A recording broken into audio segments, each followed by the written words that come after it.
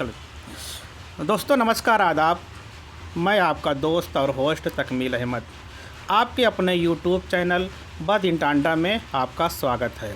जैसा कि आप जानते हैं कि बद इन टांडा यूट्यूब चैनल में टांडा की हलचलें मिलती रहती हैं। इसी सेगमेंट में आज हम बात करने चल रहे हैं कि नदीम अंसारी एडवोकेट साहब से।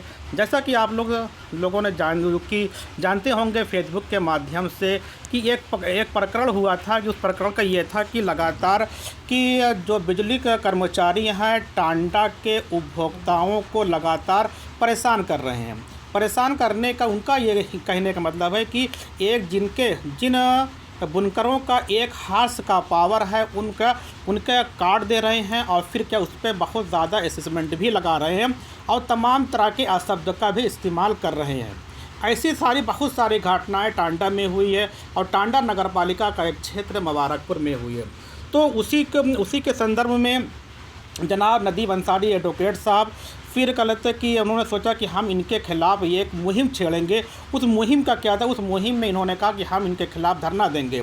उसके लिए इन्होंने किया 16 जनवरी 2021 को टांडा एसडीएम को सूचना दे दिया और पोर्टल के माध्यम से डिस्ट्रिक्ट मजिस्ट्रेट अम्बेडकर नगर को भी पोर्टल के माध्यम से सूचना दे दी गई।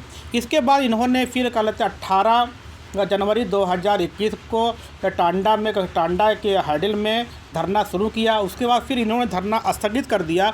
अब इनसे हम लोग बात करेंगे इन्होंने स्थगित क्यों किया और फिर आगे की रणनीति क्या है, जिससे उस रणनीति के माध्यम से टांडा के बुनकरों को जो ये उत्पीड़न कर रहे हैं बिजली कर्मचारी उसको समाप्त किया जा सके। सबसे पहले नदीम साहब आपका बद इन टांडा यूट्यूब चैनल में आपका स्वागत है।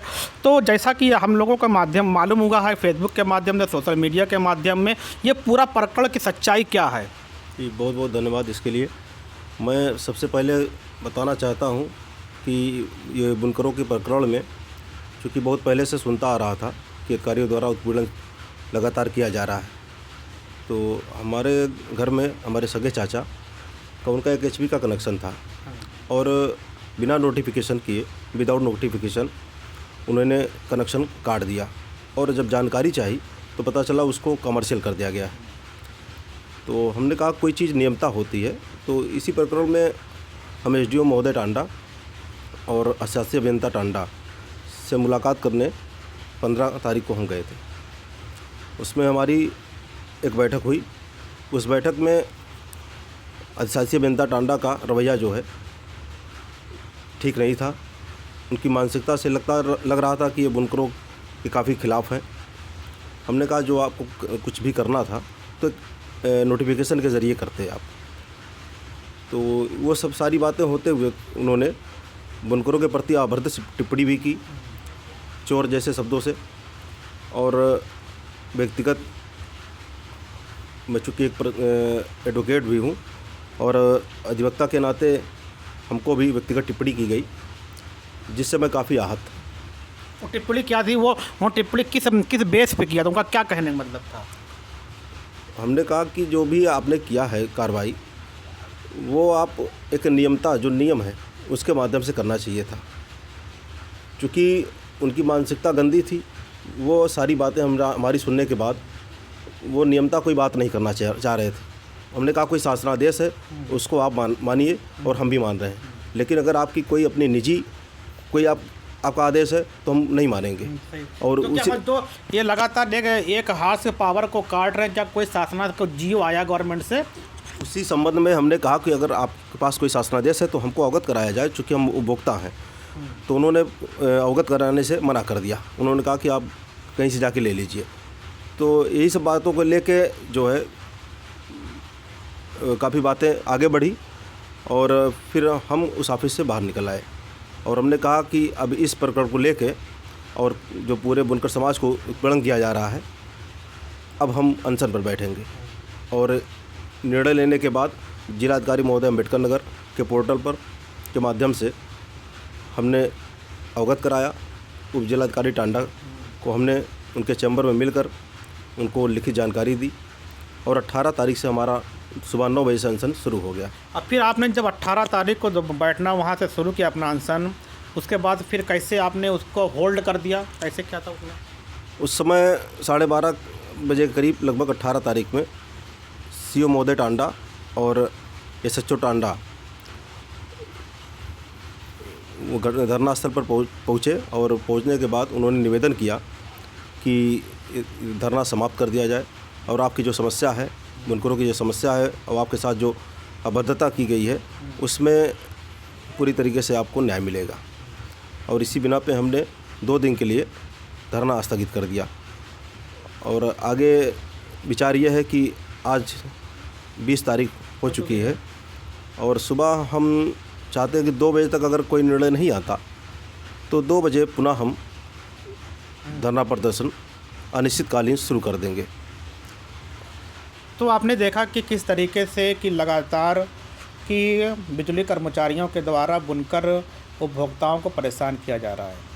इसी को लेकर नदीम साहब धरने पर मतलब बैठने जा रहे थे, लेकिन टांडा एसडीएम के मतलब कि टांडा एसडीएम की तरफ से और कोतवाल प्रतिनिधि की तरफ से टांडा सीओ आपसे जाके 18 जनवरी को बात करते हैं कि आश्वासन देते हैं कि आपको न्याय मिलेगा।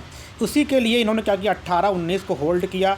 लेकिन उसके बाद फिर इनसे कल फिर आपसे कुछ बात हुई कि नहीं भी सीओ से कि नहीं? कल हमारी टेलीफोन से वार्ता हुई थी और उन्होंने आज का समय दिया था 20 को, लेकिन आज सरकारी छुट्टी होने के नाते कोई संदेश नहीं मिल पाया। लेकिन मैं इतना ज़रूर बताना चाहता हूँ कि गंदी मानसिकता रखने वाले अधिकारी अगर बुनकरों का उत्पीड़न नहीं रोकेंगे तो मैं यहाँ से लखनऊ तक आर पार की लड़ाई लड़ने के लिए तैयार हूँ। बुनकर अगर साथ खड़ा है तो भी और नहीं खड़ा तो भी, क्योंकि मैं समाज का जो उत्पीड़न हो रहा है, बुनकरों का जो उत्पीड़न हो रहा है वो मैं बर्दाश्त नहीं कर पाऊँगा। क्योंकि उसकी मानसिकता जो शासकीय अभियंता है इस समय जो इसकी मानसिकता है वो काफ़ी गंदी है। अब सारी चीज़ें सार्वजनिक नहीं की जा सकती, लेकिन जो आगे की रणनीति है समय आने पर उसका खुलासा किया जाएगा। तो जैसा कि आपने देखा कि हमने कि अंसारी साहब से हमने पूरी बात कर ली किस तरीके से इनका धरना आगे बढ़ेगा। जो मेन बेसिक है कि इनके जो ये क्षुब्ध हुए हैं, अब बुनकरों को जो परेशान करने का बात की तो फंडामेंटल राइट का हनन किया गया है। मोस्टली कि अशब्द शब्दों का इस्तेमाल किया गया। किसी की निजता पे कोई का मतलब कोई भी सरकार हो या सरकार का प्रतिनिधि हो या कर्मचारी हो, किसी की निजता पे कोई भी मतलब कुठाराघात नहीं कर सकता है। जो हमारा फंडामेंटल राइट है, हम अपनी बातें अपने आप से पूछ सकते हैं। अगर आपके पास जियो है तो आपको जियो को दिखाना पड़ेगा। वो कोई चाहे छोटा बुनकर हो या बड़ा बुनकर हो, कोई भी हो, अगर आपके पास है तो आपको दिखाना चाहिए। ये हर किसी का अपना एक फंडामेंटल राइट है। ये संविधान ने हम सभी को अधिकार दिया, ये हमारा मौलिक अधिकार है। हम इसके लिए सुप्रीम कोर्ट जा सकते हैं, हाई कोर्ट भी जा सकते हैं। तो आपने देखा कि जैसा कि आज 20 तारीख है, 21 तारीख को अगर 2 बजे तक इनको कोई भी मतलब कि अगर इनको कोई बेहतर मतलब कि वहाँ से आश्वासन नहीं मिलता है तो 2 बजे के बाद अगली पाली में 21 तारीख दोबारा फिर ये धरने को शुरुआत करेंगे। और जो इनके धरने की शक्ल होगी वो वर्किंग पीरियड में होगा। सब सुबह 9 से लेकर 5 बजे तक इनका धरना मतलब कि हाइडल टांडा में चलता रहेगा। तो ओके, थैंक्स। फिर मिलते हैं एक नए